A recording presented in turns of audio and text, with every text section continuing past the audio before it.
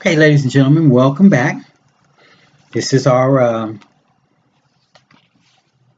12 and 12 book study.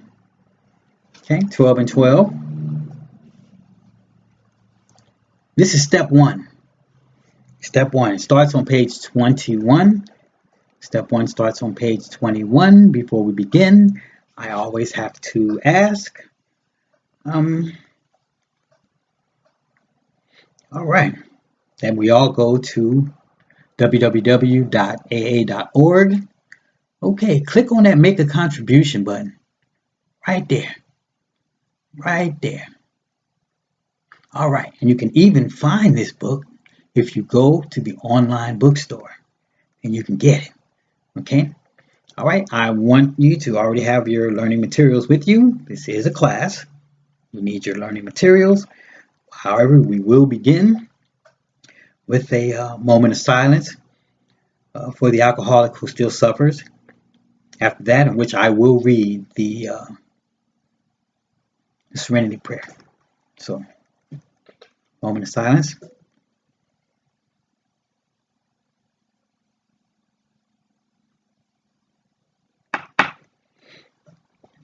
God, grant me the serenity to accept the things I cannot change, the courage to change the things I can, and the wisdom to know the difference.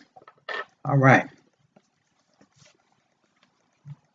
Step 1, page 21. We admit we are powerless over alcohol, that our lives have become unmanageable. All right. That's step 1. Now I'm going to read.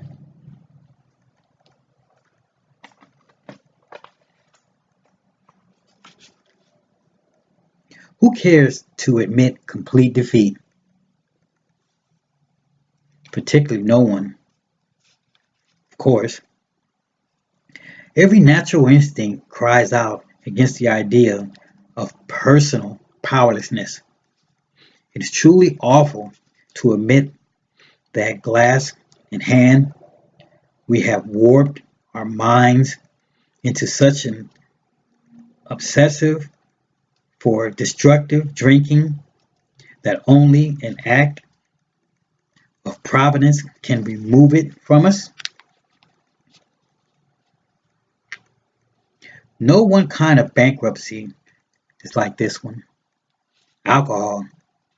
Now come the rapacious creditor bleeds us to all self-sufficiency, our will to resist its demands. Once this stark fact is accepted, our bankruptcy as going human concerns is complete. But upon entering AA, we soon take quite another view of the absolute humiliation. We perceive that only through utter defeat we are able to take our first step toward liberation and strength. Our admissions of personal powerlessness finally turn out to be firm bedrock upon which happy and purposeful lives may be built. We know that little good can come out of any alcoholic who joins AA unless he first accepts his devastating weakness and all its consequences. Until he humbles himself, his sobriety, if any, will be precarious. Also, what I like you to do, I keep my dictionary here. This is just my own personal study habits.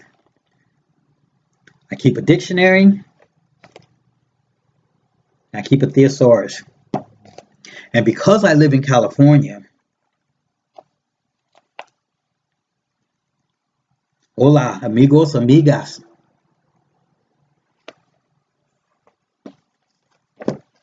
All right. When I say a word, if you don't really understand it, please look it up. Um, by all means. It's just a healthier study habit and kind of something that I picked up at Cal State Dominguez Hills. It works. Anyway, for real happiness, he will find none at all. Proved beyond doubt by an immense experience, this is one of the facts of AA life. Okay, page 22 at the top. The principle that we shall find no procedure strength until we first admit complete defeat is the main trap root from which our whole society has sprung and flowered. When first challenged to admit defeat, most of us revolted. Most of us, including myself, many times. Like I said, over 20 years of being a drunk. Well over 20 years of being a drunk. We had approached AA expecting to be taught self-confidence. Then we have been told that so far, as alcohol is concerned, self-confidence was no good, whatever. In fact, it was a total liability. Our sponsors declared that we were the victims of a mental obsession too subtly powerful that no amount of human willpower could break it. There was, they said, no such thing as the personal conquest of this compulsive by the unaided will. I need to grab a glass of water. Give me just a second.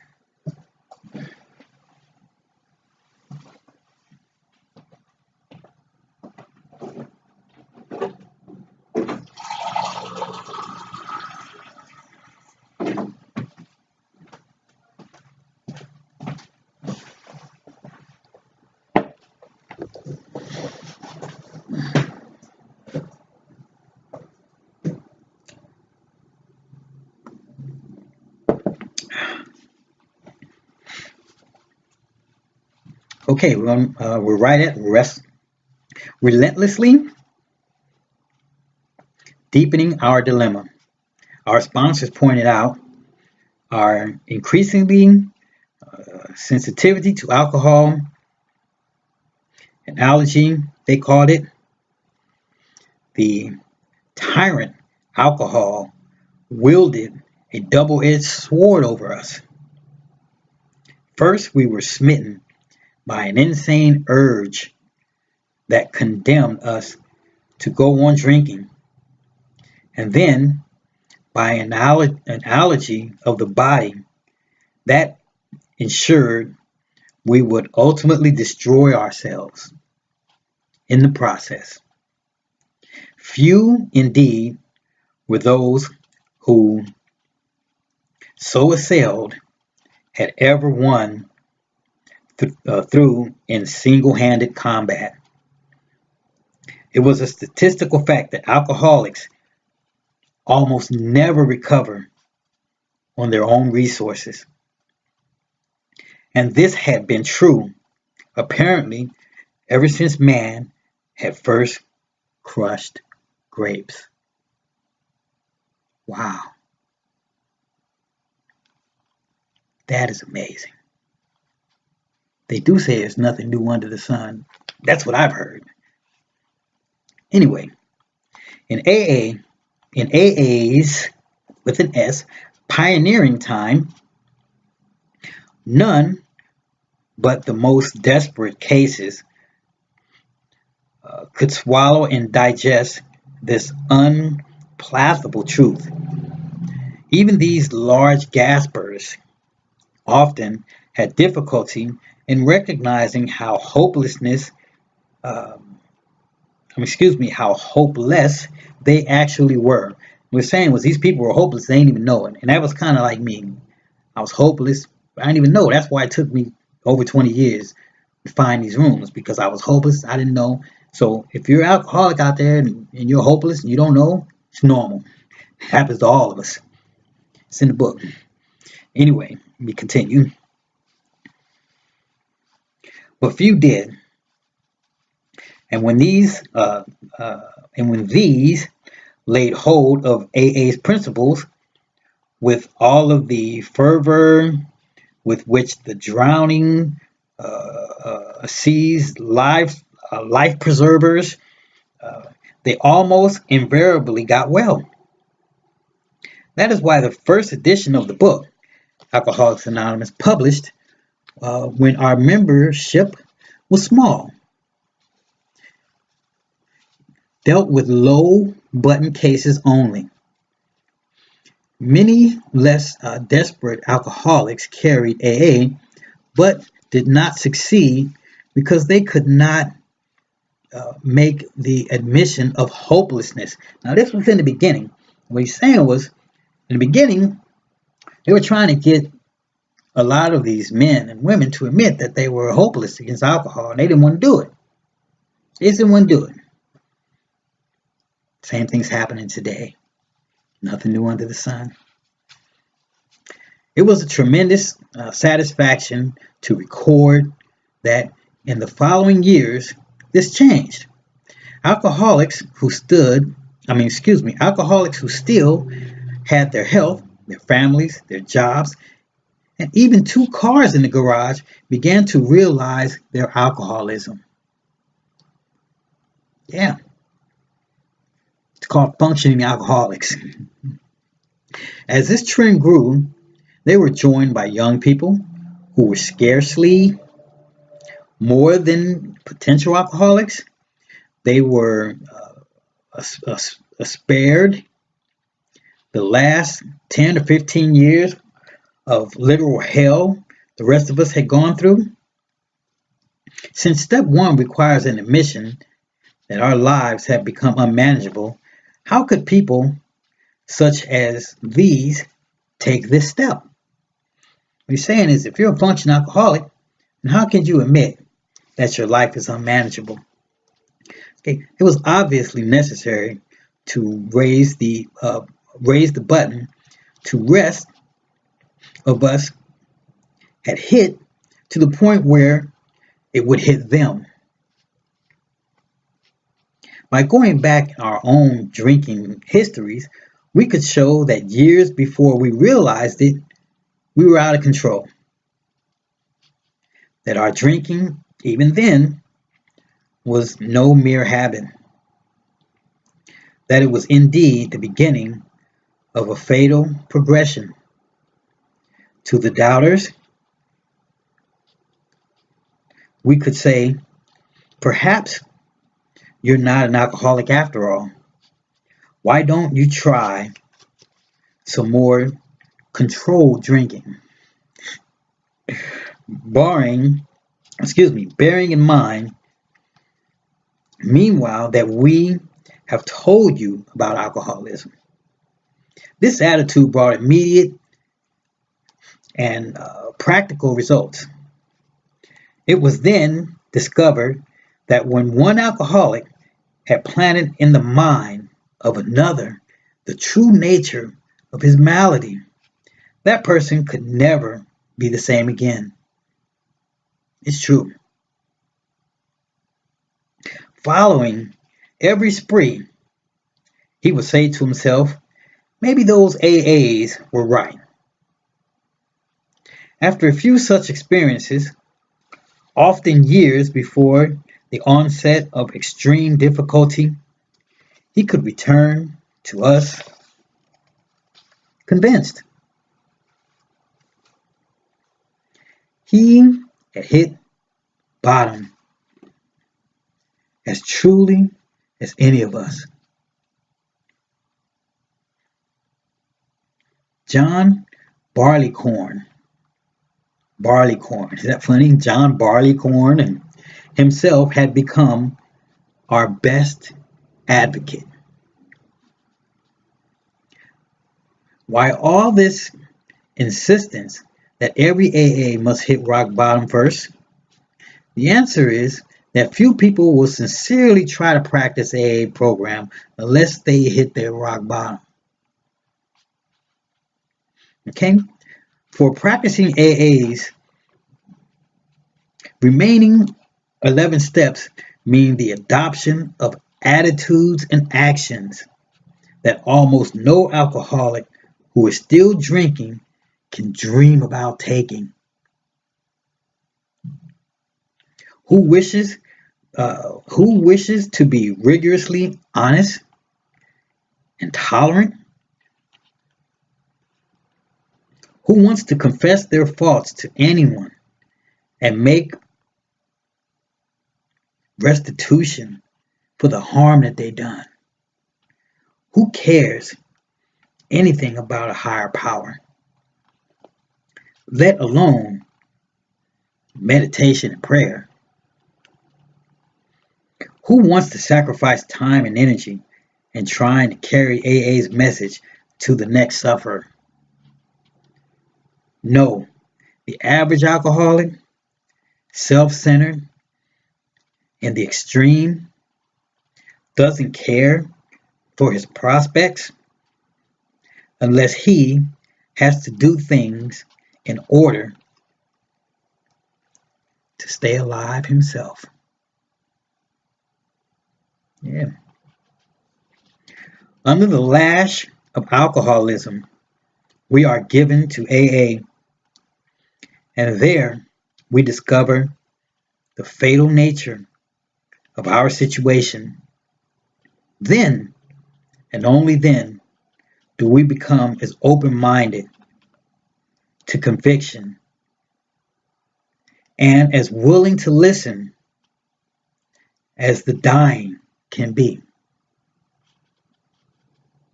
We stand ready to do anything which will lift the merciless obsession from us. Right.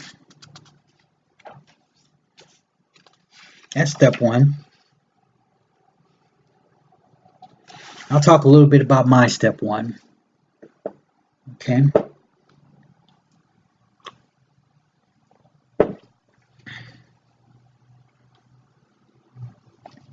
We admit we're powerless over alcohol, that our lives have become unmanageable. That part I knew. That part I knew. I graduated from college. I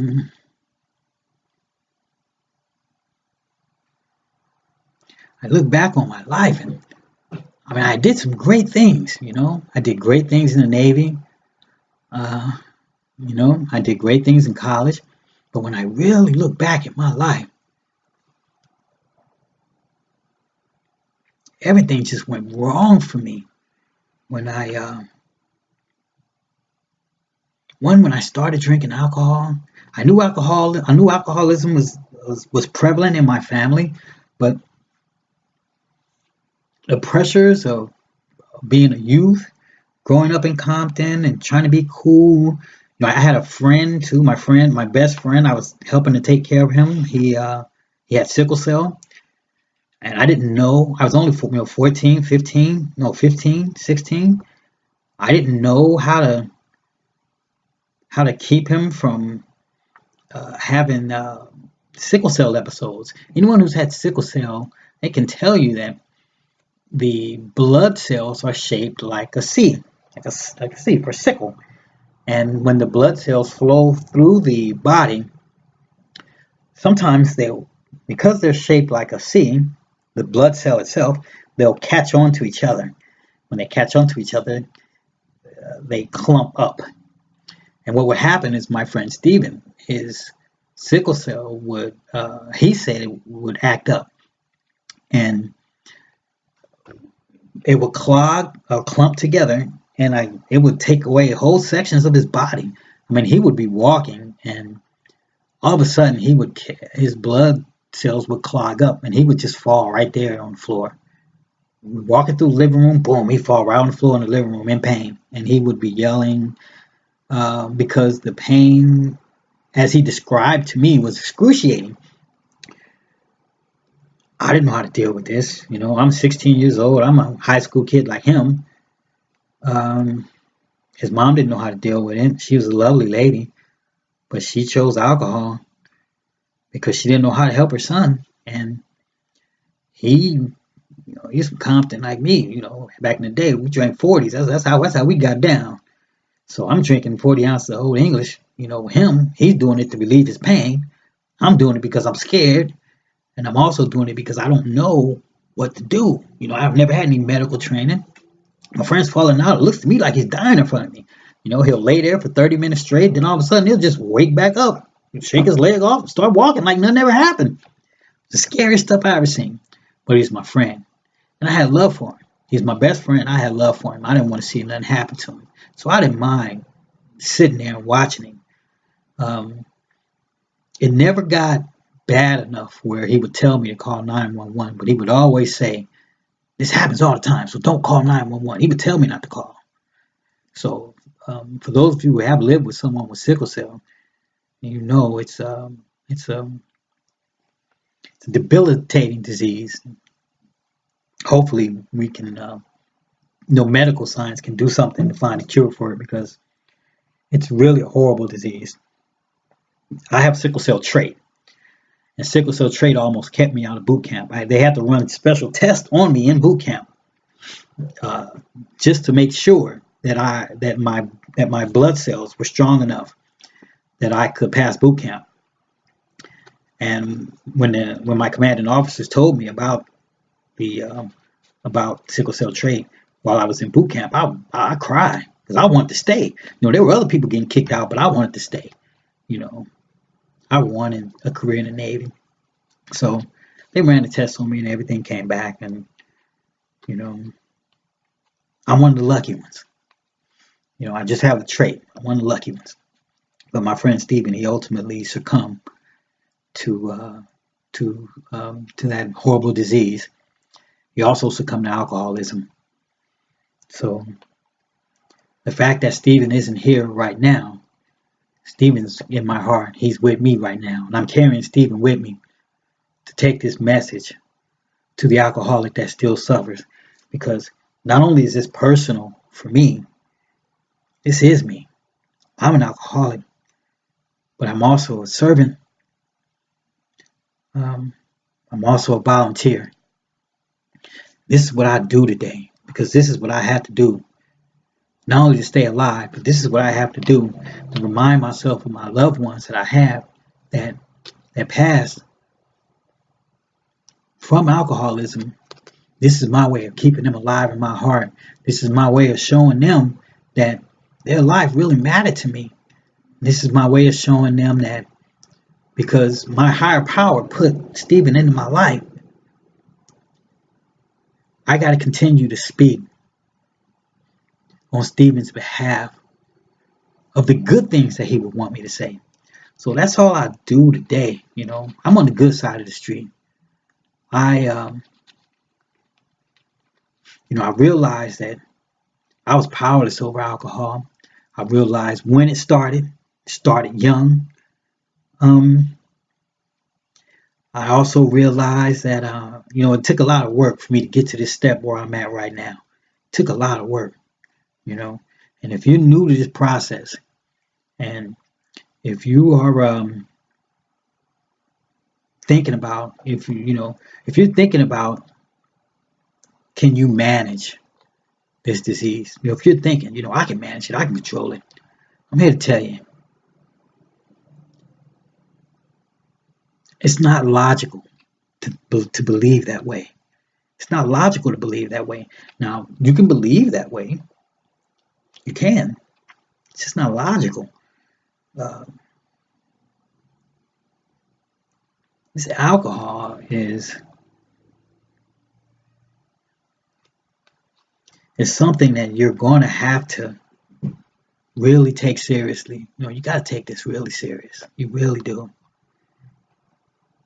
This is life or death for all of us who are alcoholics. If you're an alcoholic, this is life or death for you.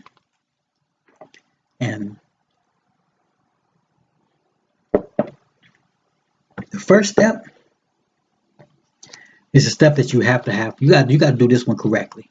You got to do it correctly. You got to admit that you're powerless over alcohol. What that means is you got to admit that you can't drink it at all. You got to admit that for instance, I know myself. I know me. After 48 years, I know me. I know I can't handle alcohol. I know that. I know when I drink Old English, I'm not the nice, quiet guy that I am that you're listening to right now. When I drink, I change. The person I am changed. I'm not who I am.